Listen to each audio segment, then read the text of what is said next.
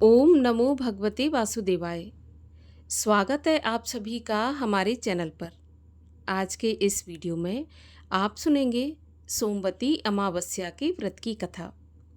जब भी अमावस्या सोमवार के दिन होती है उसे हम सोमवती अमावस्या के नाम से मानते हैं। सोमवती अमावस्या के दिन पीपल की जड़ में लक्ष्मी नारायण का पूजन करना चाहिए। व्रत करके पीपल की जड़ में लक्ष्मी नारायण को स्थापित करके जल चढ़ाकर पीपल की जड़ में सूत लपेटना चाहिए। भगवान का ध्यान करके पुष्प, फल, मिष्ठान, वस्त्र तथा गंध आदि अर्पण करें। फिर हाथ जोड़कर प्रेम पूर्वक प्रार्थना करके भगवान विष्णु की आरती करें। पीपल की 108 प्रदक्षिणा करें। ऐसा करने से भगवान विष्णु पुत्र, पौत्र, धन धान्य और सभी प्रकार की मनोकामनाएं पूर्ण करते हैं। आज अधिक मास की अमावस्या तिथि है और आज दिन है सोमवार, तो इसीलिए ये सोमवती अमावस्या है। और आज के इस वीडियो में हम आपको सोमवती अमावस्या की कथा सुनाने जा रहे हैं। तो वीडियो अगर आपको पसंद आए तो लाइक करके शेयर करिए। चैनल को अगर सब्सक्राइब नहीं किया है तो चैनल को सब्सक्राइब करके बेल आइकन पर क्लिक अवश्य कर लीजिए। तो आइए अब प्रारंभ करते हैं सोमवती अमावस्या व्रत की कथा। सूत जी बोले कि शरशैया पर पड़े हुए पितामह भीष्म के पास जाकर धर्मात्मा युधिष्ठिर ने प्रणाम करके इस प्रकार के हितकारी वचन बोले। युधिष्ठिर बोले कि भीमसेन के कोप से दुर्योधन इत्यादि कौरव मारे गए और सभी राजाओं को युद्ध में अर्जुन ने मार डाला। दुर्योधन की बुरी सलाह से मेरे कुल का नाश हो गया। अब बालक, वृद्ध और दुखी मनुष्यों को छोड़कर कोई नहीं दिखाई देता। भरत वंश में केवल हम 5 भाई ही शेष हैं। यद्यपि हमारा अब एक छत्र राज्य है, लेकिन मुझे ये अच्छा नहीं लगता। अपना जीवन भी मुझे अच्छा नहीं लगता। किसी भी भोग में कोई भी प्रीति नहीं है। वंश का नाश देखकर मेरे हृदय में दिन रात संताप बना रहता है। उत्तरा के गर्भ का बालक भी अश्वत्थामा के अस्त्र से जल गया। इस कारण इस पिंड विच्छेद को देखकर मुझे दुगना दुख हो रहा है। हे पितामह, अब आप ही बताइए कि मैं क्या करूं और कहाँ जाऊं, जिससे मुझे शीघ्र ही चिरंजीवी संतान प्राप्त हो। ऐसा सुनकर भीष्म पितामह बोले, हे युधिष्ठिर, सुनो, मैं तुम्हें व्रतों में एक उत्तम व्रत बताता हूँ, जिसके करने मात्र से तुम्हें चिरंजीवी संतान की प्राप्ति होगी। हे युधिष्ठिर, जब सोमवती अमावस्या हो उस दिन पीपल के समीप जाकर जनार्दन भगवान का पूजन करें और उस वृक्ष की 108 प्रदक्षिणा करें और उतने ही रत्न, धातु और फल ले लें, अर्थात 108 रत्न, सोना चांदी के आभूषण या बर्तन, फल और लड्डू, पेड़े इत्यादि मिठाई लें और प्रत्येक प्रदक्षिणा में 108 में से एक एक वस्तु लेकर प्रदक्षिणा पूरी करके अलग रखते जाएं। इस प्रकार 108 परिक्रमा में अपनी शक्ति के अनुसार 108 वस्तुएं देकर व्रत समाप्त करें। हे राजन, ये व्रत विष्णु भगवान को प्रीतिकर होने से शुभ फल देने वाला है। हे पात्रे, तुम उत्तरा से इस व्रत को कराओ। उसका गर्भ जीवित हो जाएगा और तीनों लोकों में विख्यात गुणवान पुत्र होगा।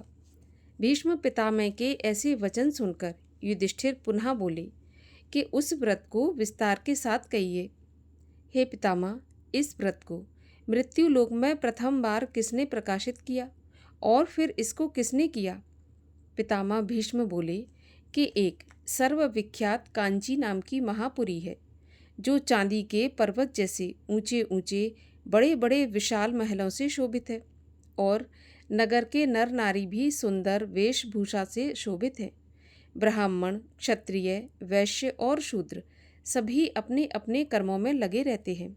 वह नगरी रूप और चातुरी में प्रवीण है, जैसी कि कुबेर की अलकापुरी या इंद्र की अमरावती है। अग्नि की अत्यंत तेजोवती महापुरी के समान वह नगरी रत्नों से भरपूर है। वहाँ का एक बड़ा पराक्रमी रत्नसेन नामक राजा था। उसके राज्य में देवस्वामी नामक एक ब्राह्मण रहा करता था।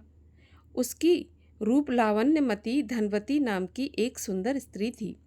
उस लक्ष्मी स्वरूपा स्त्री का जैसा नाम था वैसे ही उसके गुण थे और उसके 7 गुणवान पुत्र भी थे। हे राजन, उसके गुणवती नाम की एक सुंदर कन्या भी थी।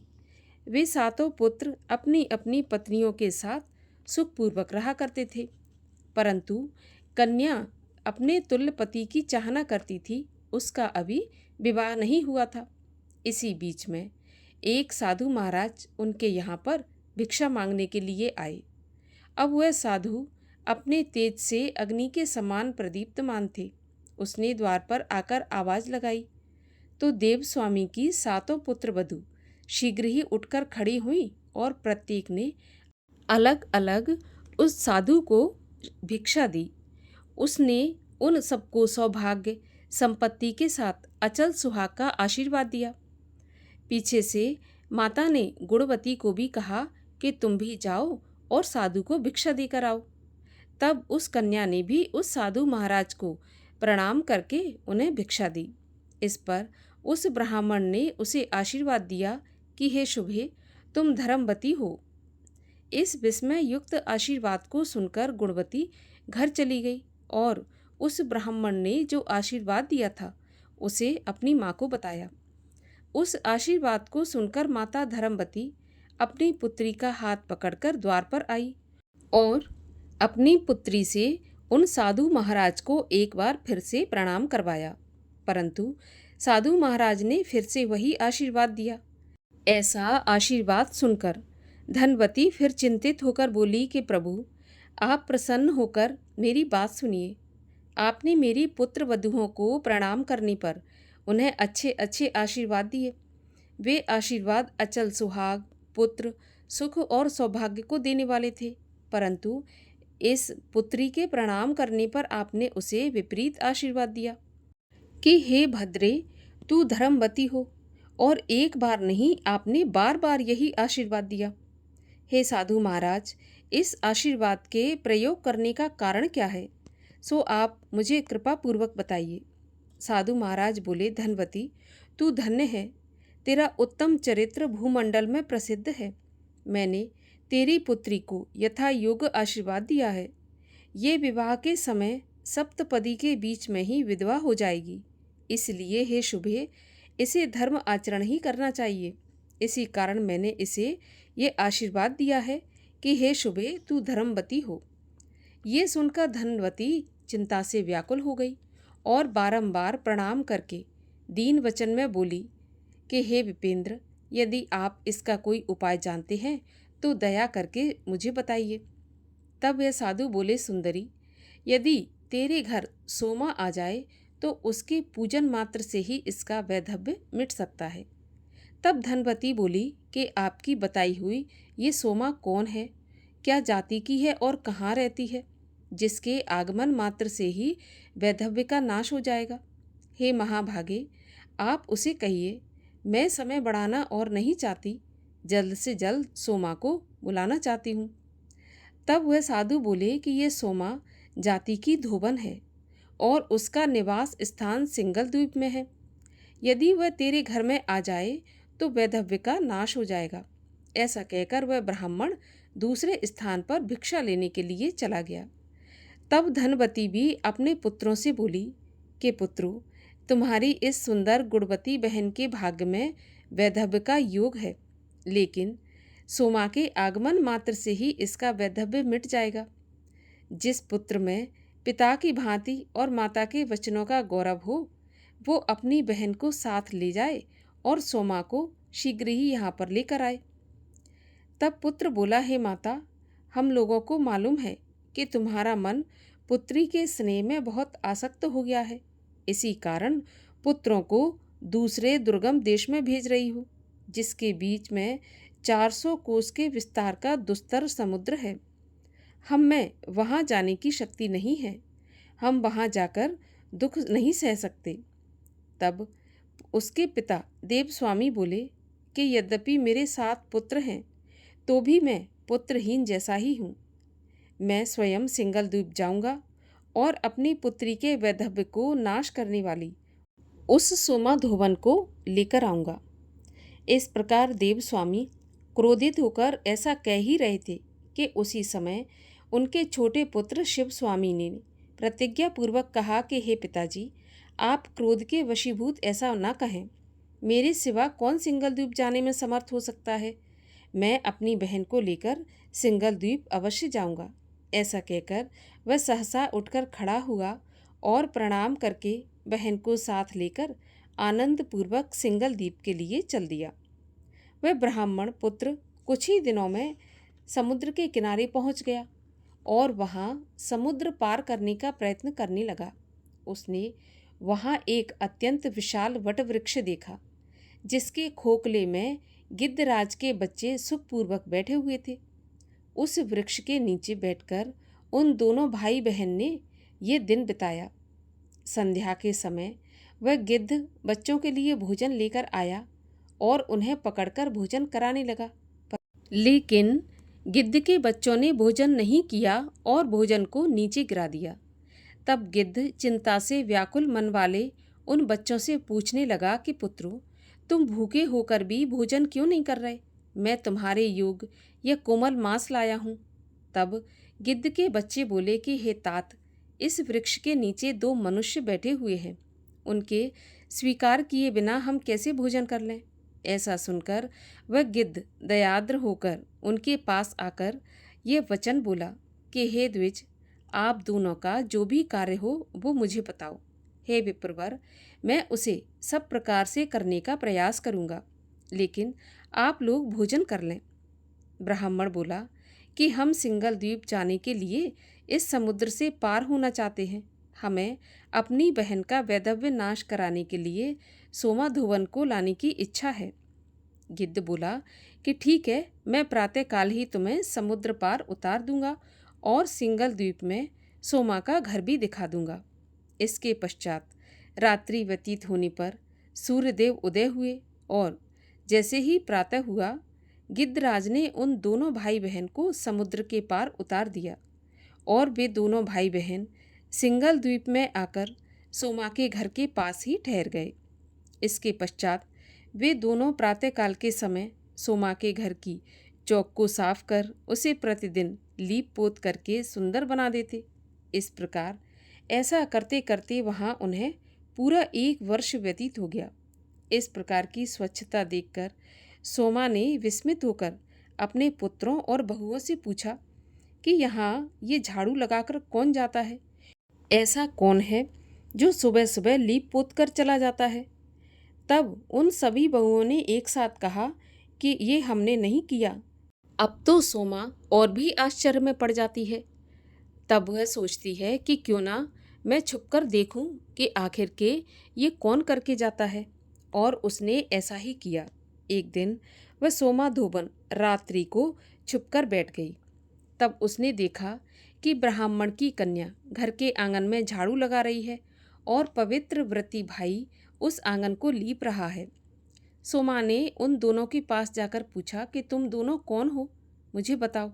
उन्होंने सोमा से कहा कि हम ब्राह्मण की संतान हैं। तब सोमा बोली कि घर में ब्राह्मण बुहारी लगाते हैं, इससे तो मैं पाप में गिर गई। मेरे सभी शुभ कर्म नष्ट हो जाएंगे, इसमें कोई संदेह नहीं। इस पाप के कारण न जाने मेरी कैसी कैसी दुर्दशाएं होंगी। हे ब्राह्मणों, हम तो हर प्रकार ही से पाप जाति धोबिन विख्यात हैं, फिर ब्राह्मण होकर यह विपरीत कर्म करने की इच्छा क्यों करते हो? तब शिव स्वामी बोला कि ये जो मेरी गुणवती नाम की बहन है, उसके वैधव्य योग पड़ा है और तुम्हारे पास रहने मात्र से वैधव्य योग का नाश हो जाता है। इसी कारण से मैं बहन सहित ये दास कर्म करता हूँ। सोमा कहने लगी कि तुम्हें ऐसा करने की आवश्यकता नहीं थी, मैं तो तुम्हारे कहने मात्र से ही तुम्हारे साथ चलती। लेकिन ठीक है, अब मैं तुम्हारे साथ चलूँगी। ऐसा कहकर सोमा घर में आकर बहुओं से कहने लगी कि मैं इन दोनों भाई बहन के साथ जा रही हूँ। यदि कभी मेरे राज्य में मेरा व्यक्ति मर जाए तो जब तक मैं लौटकर ना आऊं तब तक इनके शव को वैसा ही रहने देकर उनकी रक्षा करते रहना। किसी के कहने से भी उनका अंतिम संस्कार मत करना। ये आज्ञा अपनी पुत्र वधुओं को देकर सोमाधोवन समुद्र के किनारे आई और क्षण मात्र में उन दोनों भाई बहनों को पार उतार दिया तथा स्वयं भी आकाश मार्ग से उस महासमुद्र से पार हो गई। उसके प्रभाव से वह दोनों कांचीपुर आ गए। सोमा को देखकर धनवती ने प्रसन्न होकर उसका स्वागत किया। फिर इसी बीच में शिव स्वामी देश देशांतर में अपनी बहन के सदृश वर लाने के लिए उज्जैनी पहुंचा और वहां से पंडित देव शर्मा के पुत्र रुद्र शर्मा ब्राह्मण को वर के रूप में लेकर आया, जो कि उसकी बहन के समान गुणवान था। देव स्वामी ने शुभ नक्षत्र में अपनी कन्या गुणवती को गुणी रुद्र शर्मा के साथ संबंध में बांध दिया। फिर वैवाहिक मंत्रों से हवन करवा दिया। इसके पश्चात सप्तपदी के बीच में ही रुद्र शर्मा को मृत्यु आ गई। उसे मृतक देखकर सभी बंधु बांधव रोने लगे, लेकिन सोमा शांत रही। सोमा ने वहाँ सभी लोगों को बहुत अधिक रोते पीटते देखकर गुणवती को शीघ्र ही व्रतराज के प्रभाव से होने वाला मृत्यु विनाशक पुण्य विधि पूर्वक संकल्प करके दे दिया। रुद्र शर्मा उस व्रतराज प्रभाव से जीवित हो गया और सोए हुए की भांति सहसा उठकर बैठ गया। इस प्रकार से विवाह कार्य से निवृत्त हो और व्रतराज को बताकर सोमा धनवती से आज्ञा लेकर अपने घर को चली। इस प्रकार वह पूर्ण काम सोमाधोबेन मृत ब्राह्मण को जीवित करके प्रसन्नता से भरी हुई अपने घर को गई। इसी बीच उस सोमा के घर में पहले उसके लड़के मरे, फिर उसका स्वामी मर गया और फिर उसका जामाता भी मर गया। मार्ग में आते हुए उस समय मृतकों को जीवन दान देने वाली सोमवार युक्त अमावस्या तिथि आ पड़ी। उस दिन सोमा ने जल के समीप ही एक बूढ़ी स्त्री को देखा, जो कि रुई के बोझ से दबी हुई अत्यंत रो रही थी। वह बुढ़िया बोली, हे पुत्री, मेरे सिर पर जो रुई का बोझ है इसे तू उतार दे, मैं इसके भार से अत्यंत दुखी होकर रो रही हूँ। तब सोमा बोली, हे माता, आज सोमवार युक्त अमावस्या है, आज मैं रुई इत्यादि को स्पर्श नहीं करूँगी, ये मैंने नियम लिया है। और ऐसा कहकर सोमा धोवन आगे बढ़ी। आगे रास्ते में चलते हुए उसे एक मूल के भार से युक्त स्त्री दिखी। उसने कहा, हे पुत्री, इस मूल का बड़ा भारी बोझ है, इसे उतारकर तनिक ठहर जाने दे, फिर मैं भी तेरे साथ चलूँगी। तो सोमा बोली कि आज मैं तूल और मूल को कदापि नहीं छू सकती। इसके पश्चात नदी के किनारे स्थित एक सुंदर पीपल के वृक्ष के पास जाकर उस महाभागा ने स्नान किया और विष्णु भगवान की पूजा करके शक्कर लेकर 108 प्रदक्षिणा की। पितामह बोले कि जब उसने हाथ में शक्कर लेकर 108वीं प्रदक्षिणा पूरी की, तभी उसके जामाता, पति और पुत्र सभी जीवित हो गए और वह नगर भी लक्ष्मी से व्याप्त हो गया। विशेषकर उसका घर धन धान्य से परिपूर्ण हो गया। अब वह महाभागा सोमा अपने घर आई। उसने अपने पति, पुत्र और जामाता को जीवित देखा तो सोमा धोबिन अत्यंत प्रसन्न हुई। वह ये सब कुछ जानती ही थी। ये देखकर उसकी सभी बहुएं उस तपस्विनी को प्रणाम करके पूछने लगीं कि माता, तुम्हारे पति, जामाता और पुत्र इत्यादि बांधव जो मर गए थे, वे कैसे जीवित हो गए? और रुई और मूल को तुमने स्पर्श नहीं किया और फिर भी ये कैसे मृत्यु को प्राप्त हुए? ये सब हमें कृपा करके बताओ। तो सोमा बोली, मैंने गुणवती को अपने व्रतराज का पुण्य दे दिया था, उसी के फल से उसका पति जीवित हो गया और मेरे पति और जामाता पुत्र सहित मारे गए। हे बहुओं, मैंने न तूल छुआ न मूल को ही हाथ लगाया और रास्ते में मिले पीपल के पेड़ के नीचे विष्णु भगवान की पूजा करके 108 प्रदक्षिणा की। उसी के प्रभाव से पति, जामाता और पुत्र जीवित हो गए।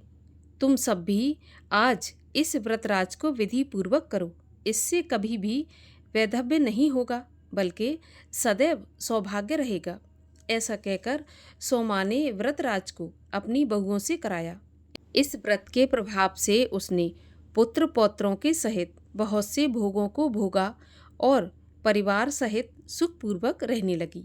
भीष्म पितामह बोले, हे युधिष्ठिर, मैंने ये व्रत तुमको विस्तार के साथ सुना दिया। तब युधिष्ठिर बोले, व्रतराज का महात्म्य और विधि क्या है? हे पितामह जी, इस व्रत को स्त्री या पुरुष किसे करना चाहिए, यह भी विस्तार से कहिए। तब पितामह बोले, हे युधिष्ठिर, यदि सोमवार युक्त अमावस्या हो तो पुण्यकाल देवताओं को भी दुर्लभ है। व्रत करने वाला प्रातःकाल उठकर मौन होकर जलाशय में स्नान करे। स्नान करके व्रत करने वाला रेशमी वस्त्र धारण करे। फिर हे कुरुनंदन, पीपल वृक्ष के समीप जाकर उसके मूल मंत्रों द्वारा विष्णु भगवान की पूजा करें। विष्णु भगवान की पूजा करते समय इस प्रकार से प्रार्थना करें कि हे व्यक्त और अव्यक्त स्वरूप वाले सृष्टि, स्थिति और संहार करता, आदि, मध्य और अंत से रहित विष्णु भगवान, आपको बारंबार नमस्कार है। इस प्रकार से पीले वस्त्र, अक्षत, फल, अनेक प्रकार के पुष्प और भक्ष्य भोज्य से गोविंद का विधि पूर्वक पूजन करें। हे पांडव, इसके बाद फिर पीपल का पूजन करें और पीपल का पूजन करते समय पीपल देव से प्रार्थना करें, हे अग्नि की वास स्थान और गोविंद के सदैव आधारभूत, आप मेरे संपूर्ण पापों को हरो। हे वृक्षराज, तुम्हें नमस्कार है। ये प्रदक्षिणा करने का मंत्र है। हे अश्वत्थ, तुम मूल में ब्रह्मरूप, मध्य में विष्णु और अग्रभाग में शिवरूप हो। तुम्हें बारंबार नमस्कार है। इस प्रकार पूजन विधिवत समाप्त करने के पश्चात प्रदक्षिणा करें। मोती, सोना, चांदी, हीरा और मणियों को लेकर और कांसे के पात्र तथा तांबे के पात्रों में खाने योग्य पदार्थ भरकर अलग अलग एक एक पात्र उठाकर पीपल की प्रदक्षिणा करें। जब तक 108 परिक्रमा न हो जाएं तब तक करते रहें और फिर वह द्रव्य गुरु अथवा ब्राह्मण को दे दें। इसके पश्चात सोमा की संतुष्टि के लिए सुहागन स्त्रियों का पूजन करके ब्राह्मणों को अन्न दान दें। फिर स्वयं मौन होकर भोजन करें। हे राजन, मैंने यह व्रतराज की विधि तुमसे कही। द्रौपदी, सुभद्रा और उत्तरा से इस व्रत को कराओ। उत्तरा के गर्भ का बालक अल्प समय में ही जीवित हो जाएगा। इस प्रकार से भीष्म पितामह ने युधिष्ठिर को सोमवती अमावस्या के व्रत का संपूर्ण वृत्तांत और महात्म्य सुनाया। इस व्रत को करने से उत्तरा के गर्भ में पल रहे बालक को भी जीवन दान मिला। जो भी स्त्री पति, पुत्र, धन और परिवार की इच्छा रखती हो उसे इस व्रत को अवश्य ही करना चाहिए। इस व्रत को करने से सुख सौभाग्य में वृद्धि होती है, धन पुत्र की प्राप्ति होती है। बोलिए भगवान श्री लक्ष्मी नारायण की जय।